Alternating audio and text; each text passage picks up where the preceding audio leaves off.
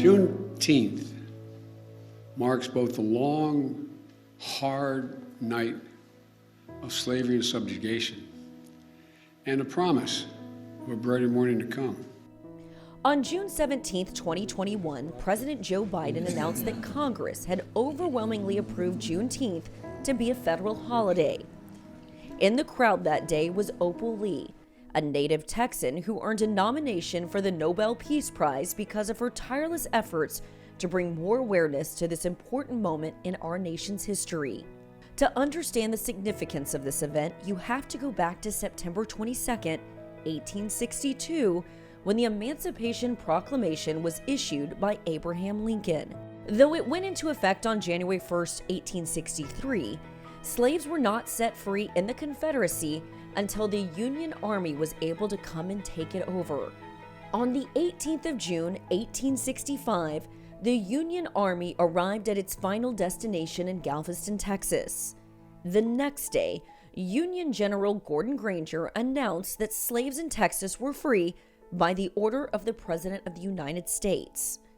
In 1980, it became an official state holiday in Texas, but it wasn't until 2021 that it became recognized at the national level. Never in a million years would I think I'd go to the White House. Never. It never occurred to me in the Obama administration, and I did go on a tour.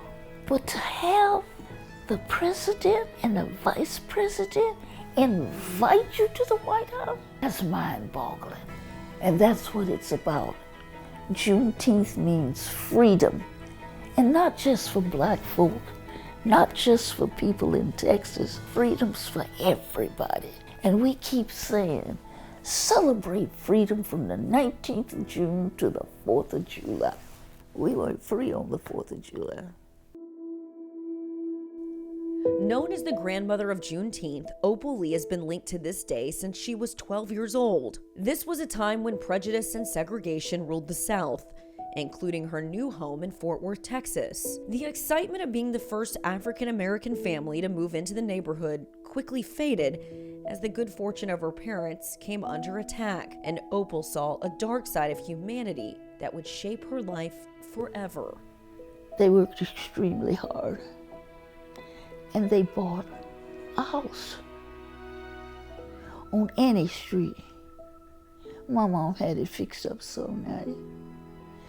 But on the 19th of June, the newspaper says 500 people gathered at our house across the street. And there were police, but they say they couldn't control the mob. When my dad came from work with a gun, the police told him if he busted a cap, they'd let the mob have us. Opal's journey that began in 1926 has been long and challenging. And though much progress has been made, that doesn't mean her work is finished. No, there's so much more that has to be done. And so, I tell the young people, make yourself a committee of one to change somebody's mind. We know people who aren't on the same page we are, change their minds. It's not gonna happen in a day. You're gonna have to work at it. But if people can be taught to hate, they can be taught to love.